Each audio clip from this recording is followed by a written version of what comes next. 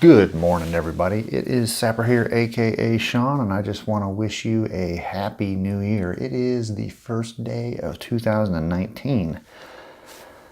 Hopefully you're recovering from last night. Myself, I didn't do anything. I went to bed early, so my recovery is pretty straightforward. But anyway, we're bringing you Duel of Ages, the event Horizon, and we are going to go over the white team. So here, sitting before you, you can see Chopper. And Chopper has chosen Sir Gawain, the Knight. So if you look at Sir Gawain's stats, they look pretty dang good. You see a lot of blue on his card. So melee is pretty high. I think 9 is the highest stat that you can get. Now they can be modified up higher than that, but 9 is pretty high. So, and you would think that he'd be good in melee because, well, he is a knight, and he is, so his armor is very high. So that means that he can block a lot of damage, and he is very strong. Very high respect as well. So if you look at his special abilities down here at the bottom, he's +1 damage with melee cards if riding a mount. So we need to find him a horse, and we also need to get him some melee weapons as well. And then you can see that he is very good with, let's see, blades and swinging weapons is what that one is. So yeah, we need to get him a mount. We need to get him some weapons in his hands.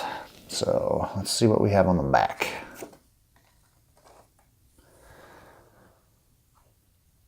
So Chopper, he is a steel worker. His nickname, obviously, is Chopper.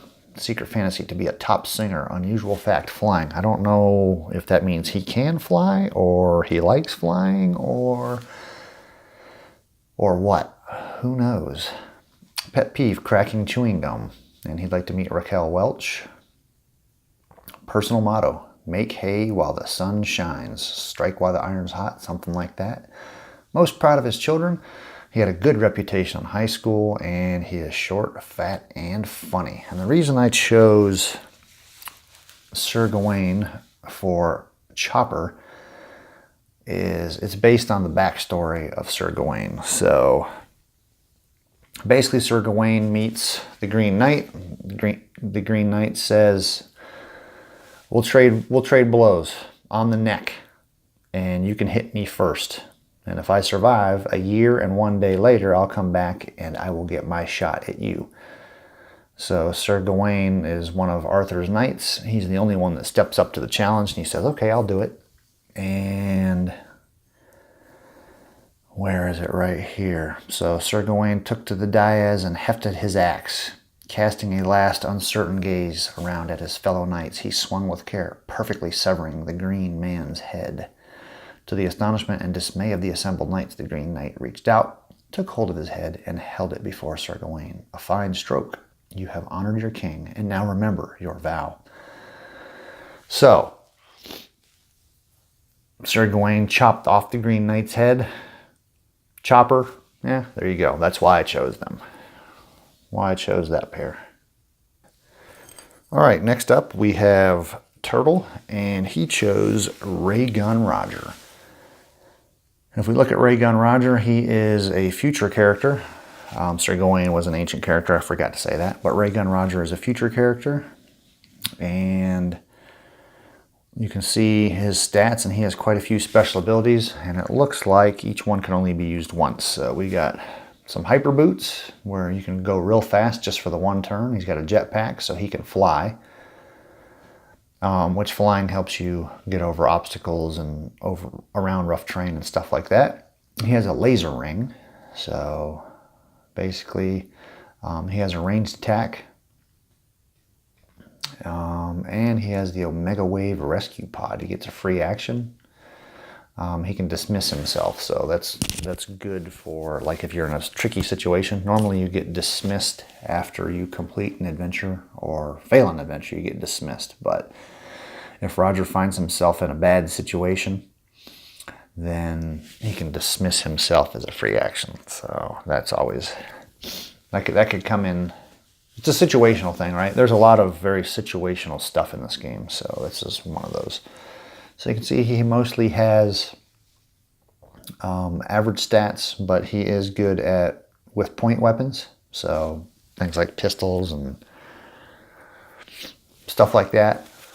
He has very high honor and very high respect. So let's look at the backs. Oh, and he is very good with armor. So if we need to get some armor cards or he benefits more from armor.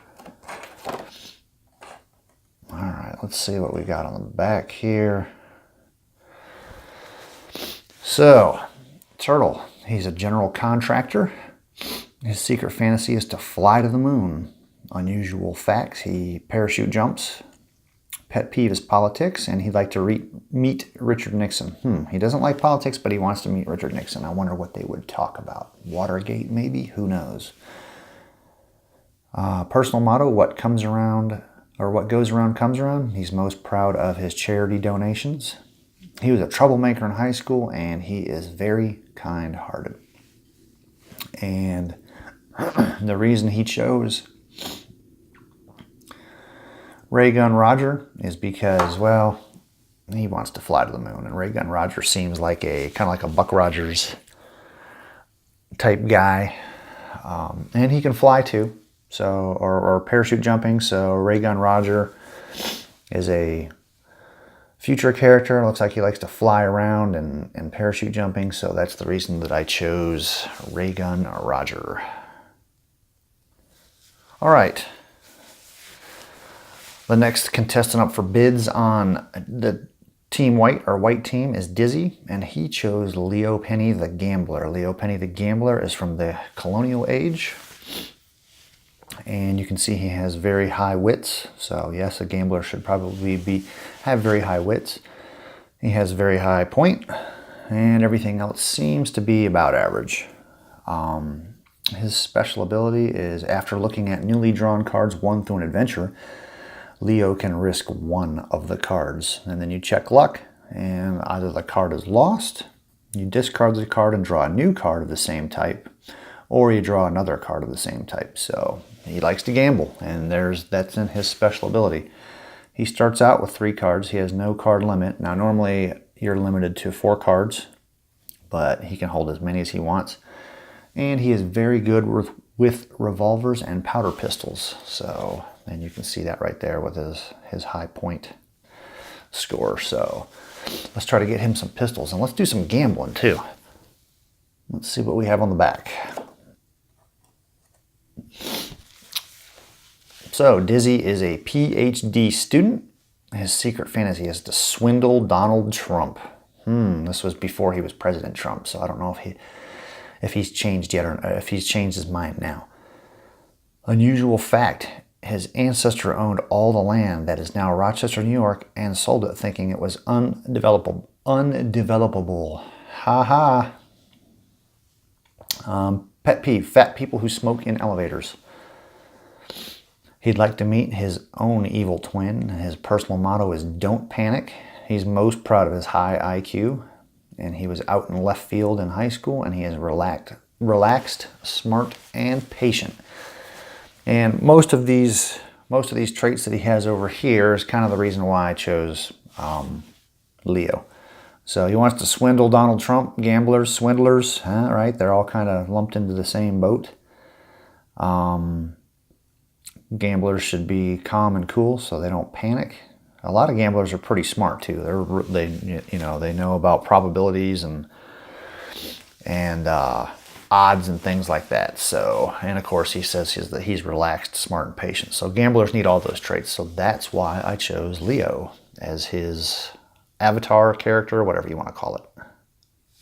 Next up we have Scud.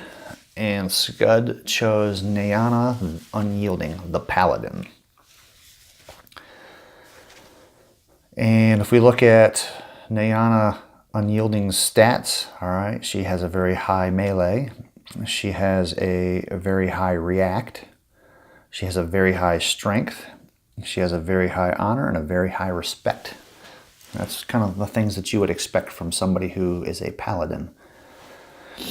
Her special ability against villains and fiends, Niana gets a +1 to hit, +1 to react, treats their armor rating as 0 for all of her attacks, and ignores their mental abilities. That's pretty strong, right? Being able to ignore armor. So it's one thing to have a high melee score. So when you're doing a contest to see if she can hit for melee, so melee goes up against the opponent's react.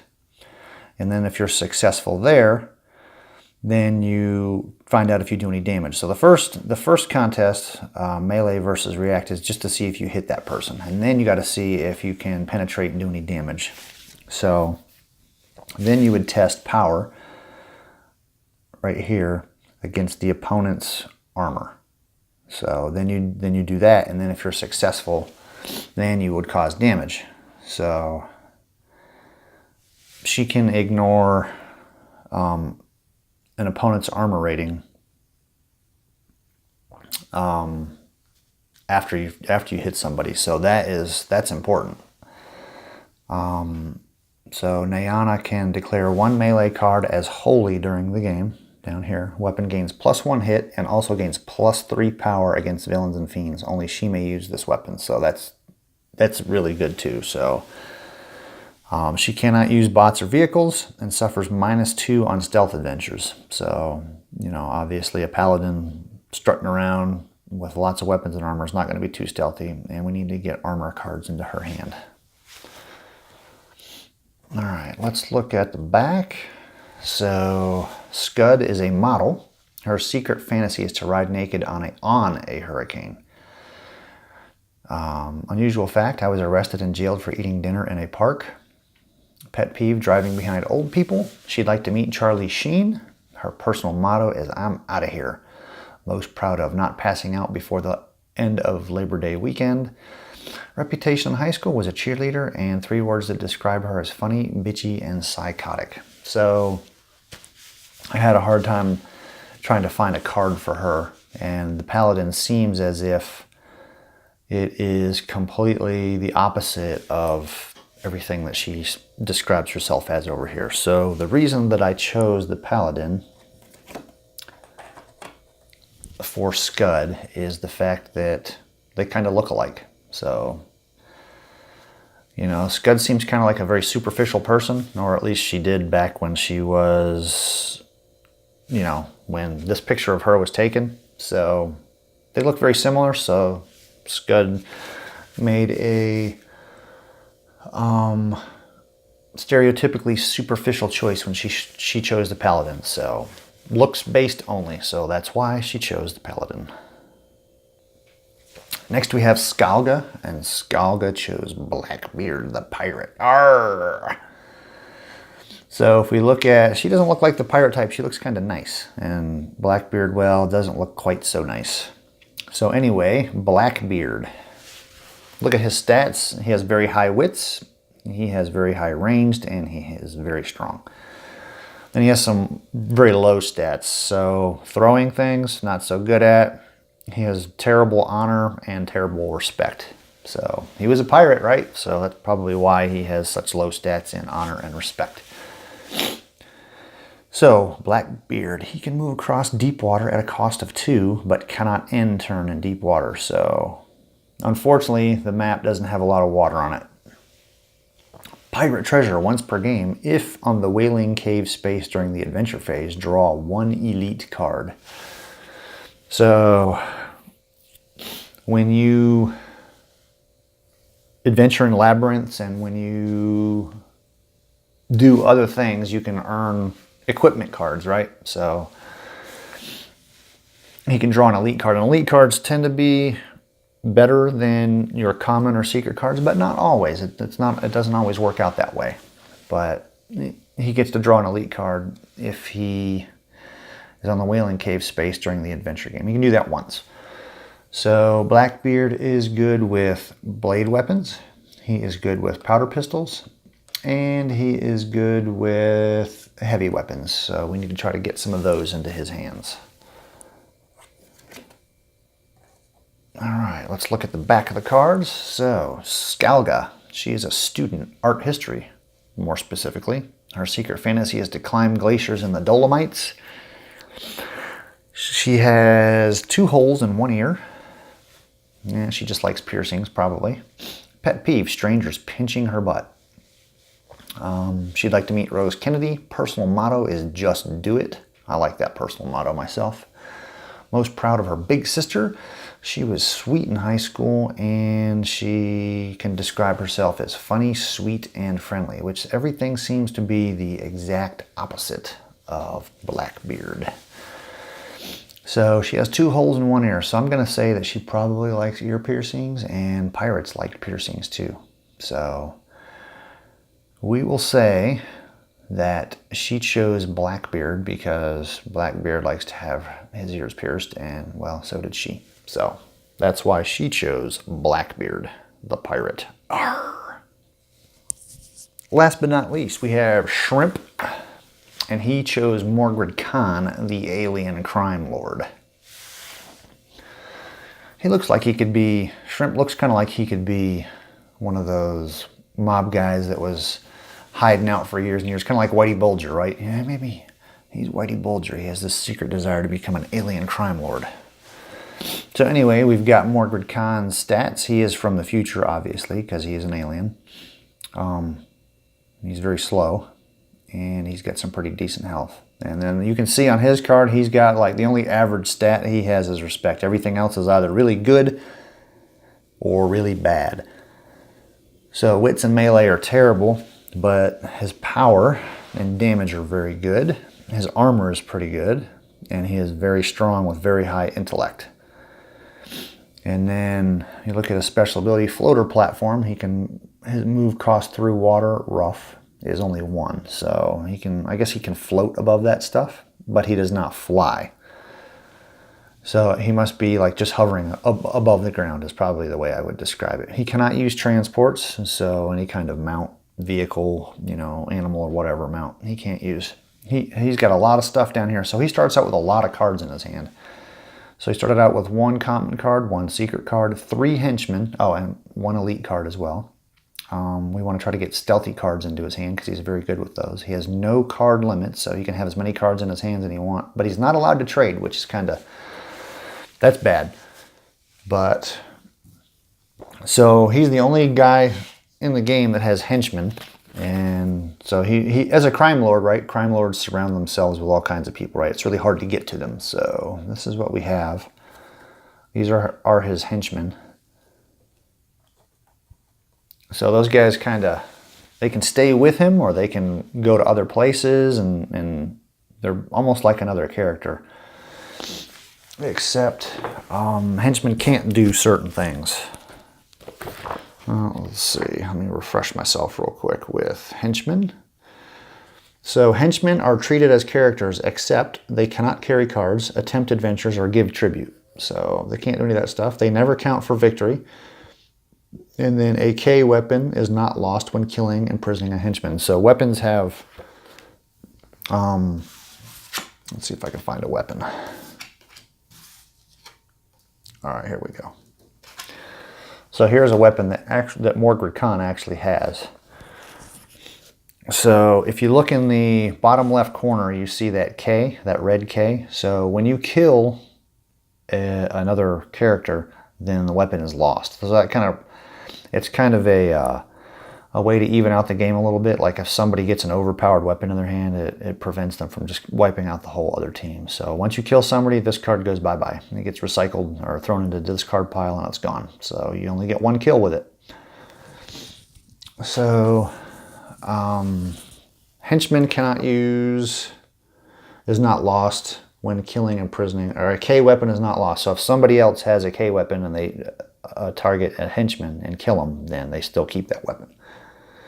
If a henchman kills a character, the henchman is summarily executed for his crime and removed from the game. If a henchman imprisons a character, the henchman is himself imprisoned. So those are how henchmen work. So Morgred Khan, the crime lord, has these 3 guys that are hanging out with him. They're part of his posse.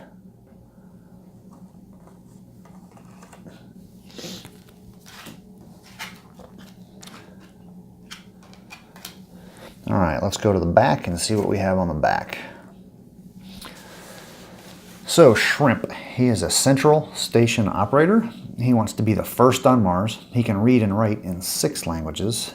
He hates politicians who never tell the truth. He'd like to meet the man on the moon. His personal motto is, "There's always tomorrow till there isn't." Most proud of his time spent in the Army. His reputation in high school is weird, and 3 words that describe him is the Mad Munchkin. And I mean, a lot of those things line up with why he chose Morgred Gon, the alien crime lord. So he wants to be the first man on Mars. Well, Morgred Gon is an alien. You would think that an alien would be able to speak a lot of languages.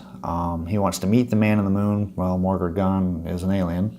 All right, so he was weird. So you kind of think that he's into those alien conspiracy things, and crime lords can kind of be considered as mad or crazy or whatever, so that's why he chose Morgred Gon, the alien crime lord.